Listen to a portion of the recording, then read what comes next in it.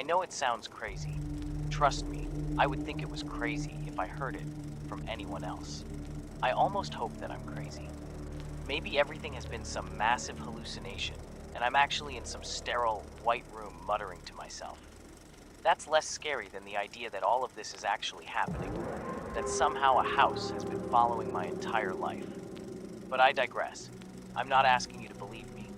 I've talked to therapists, tried medication, nothing seems to work. If anyone on this site has any ideas, anything at all, even some mental disorder I haven't thought of yet, please let me know. I'll try to recount everything as best I can, but you'll have to excuse some gaps in my memory. The house is an ugly old thing with peeling yellow paint and a rotted out front porch that desperately needs to be replaced. The whole thing leans slightly to the left, bad foundation. Dad always said, and in the summer skunks and raccoons make nests for themselves under the porch.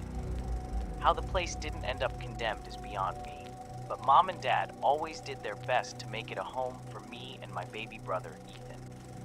Needless to say, everyone was excited to start making plans to move. Mom and Dad had finally scraped together enough money to get a better place, something more suitable to raising a family. I was 7 at the time and obviously wasn't included in the house hunting part of the planning, so you can imagine my confusion when, after a long, boring flight and then a long, boring drive, we pulled up to the exact same house we had supposedly left behind. Why are we back home? I remember asking. That's right, this is our new home. Mom said. I had a pretty bad speech impediment when I was little, so it's not impossible that she misunderstood me. But at the time, it was more than my 7-year-old jet-lagged brain could handle. I remember sobbing uncontrollably while my parents walked around the house, oohing and ahhing like they had never seen it before. But it was the same house. It didn't just look the same, it was the same. The stairs to the basement were just inside the front door. One wrong step and you'd fall. The walls were painted the exact same shade of moldy green with chips and cracks in the exact same places. All of the rooms were the same shape and size and in the same places. The lamp fixtures were the same. The baseboards were the same. There was even the black scuff mark in the kitchen floor tile from when I wore my rollerblades inside. But nothing I said would convince my parents. So I moved back into my old room, and for the next 3 years we lived in the same house, in a different town, in a different state. Then we decided to move again, this time because Dad got a job offer a few towns over. So, before I knew it, we were packing up, I was saying goodbye to my friends, and we were going somewhere new. Or we were supposed to. My stomach sank when we pulled up the driveway and I saw the house. Same peeling yellow paint, same rotted porch that should have collapsed years ago. Same ratty old rosebush by the front gate. This time, I was older and mostly over my speech impediment, so I was better able to voice my confusion to my parents. I pointed out the chip in the wall that looked like a duck, the marker lines on the doorway that they had used to measure my height, the light in the bathroom that always flickered no matter what Dad did to fix it. It all fell on deaf ears. Mom and Dad were smitten with the house all over again, no matter what I did or said to make them understand. Don't be silly, Amy. Mom said. Our old house didn't have. She trailed off and waved her hand around vaguely, searching but unable to find anything to point out. Because there wasn't anything different. Because it was the same house. Once again, I moved back into my old room, and Mom and Dad unpacked everything into the exact same places they had been before we moved. I didn't sleep well that night. I lay awake and stared at the same ceiling I had been looking at for 10 years and wondered if I was crazy. After all, I was the only one who thought the house was the same. Little Ethan didn't seem to notice that anything was off. Sure, he was only 3, but I was only 7 when I first noticed it.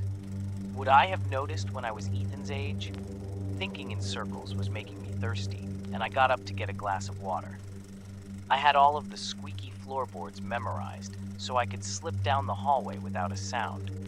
But when I reached the bathroom door, I saw something out of the corner of my eye, coming from the living room. A little flash, like someone had quickly hidden a flashlight. I tiptoed to the doorway and peeked in, and I saw it. For just a moment, but plain as day. The couch was white. Our couch is ugly green and yellow plaid. The couch was different. It only lasted for a second, barely time to blink, and then it was back to normal. But it happened. I know it did. I caught you. I yelled triumphantly. I caught you, house. I saw you change. You can't fool me. And then I was sitting in my bed. I didn't wake up. I didn't go back upstairs to bed. 1 second, I was standing in the living room, and then I was sitting in bed like I had never left. I got scared then. I remember shaking so hard my teeth were chattering, and the only thing I could think of was that the house was angry with me. It was mad that I had caught it. I stopped trying to catch it after that. If I woke up in the middle of the night, I would cover my head with the blanket and hide from the house until morning. I ended up wetting the bed a couple of times because of that, much to the dismay of my parents, but I couldn't risk upsetting the house again. It had only put me to bed last time, but who knew what it would do if it happened again? Eventually, as I got older, I managed to convince myself that it had been a dream. What else could it be? Just the overactive imagination of a tired little girl in a new house. Because it had to be a new house, it was just similar to the old one. That was all. Fast forward to now, and the reason why I'm writing this down. I just moved into my own place. I got a job a state away and found a place nearby that I could miraculously afford. I'm sure you can see where this is going, and you're right. When I pulled up the driveway, there was the same house looking back at me, peeling yellow paint, rotten porch and all. I sent a panicked text to Mom, asking her to send me a picture of their house. A few painful minutes later, I got a picture and a concerned question in reply. The same house. How could the same house be in two places at the same time? I hadn't looked like that when I saw it online while I was house hunting, right? But the more I thought about it, the more I realized I don't remember house hunting. And once I realized that, the more holes I find in my memories. I know that I went to school, but I have no memories of it. No friends, no teachers' names, nothing. If you asked me if I dated anyone in high school, I would say yes, because I know I did. But if I couldn't tell you who they were, what they looked like, or what we did, I have an awareness of doing things. But if I have to think any deeper on anything more than whether or not something happened, it's a blank. Like in movies, when there's a scene change and you know something happened off camera, but you didn't actually see what it was. Did any of those things actually happen? Did I go to school? Did I have friends? A boyfriend? I'm sitting in bed right now. The only light is the glow of my phone screen, and I can feel the house watching me. I think it knows. Please, if you have any idea what might be going on, please tell me. I feel like I'm going crazy. Am I crazy?